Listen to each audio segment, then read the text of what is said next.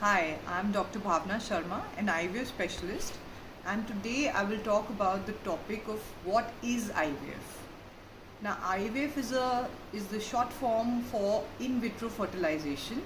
In vitro means in the lab, and fertilization is the union of the oocyte and the sperm, that is the female egg and the male sperm. So, how is this process done?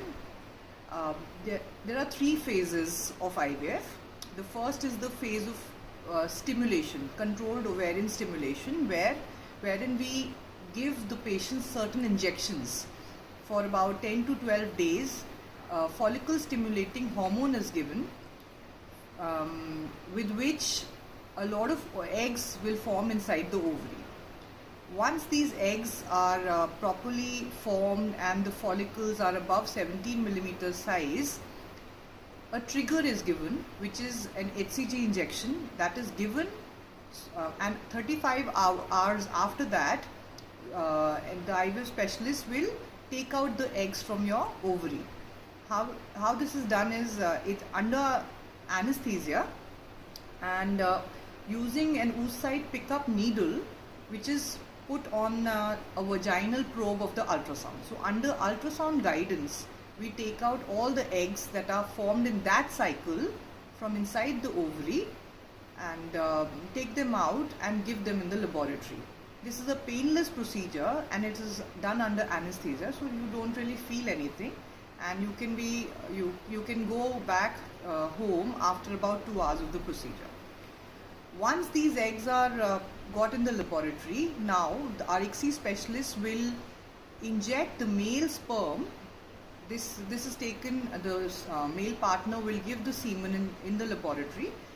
Once this semen is taken, the healthy sperms are taken in the ICSI machine and we inject the male sperm into the female ovum.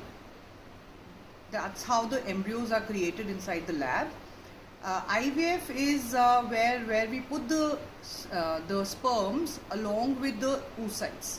Now this has a disadvantage that sometimes, especially when the sperm count is low, embryos may not form. So once the ICSI is done, now we put in the embryos inside the incubator, where the environment which is inside the genital system, that is given, the environment of the tubes, that is given inside the incubators, and the embryos are left to form.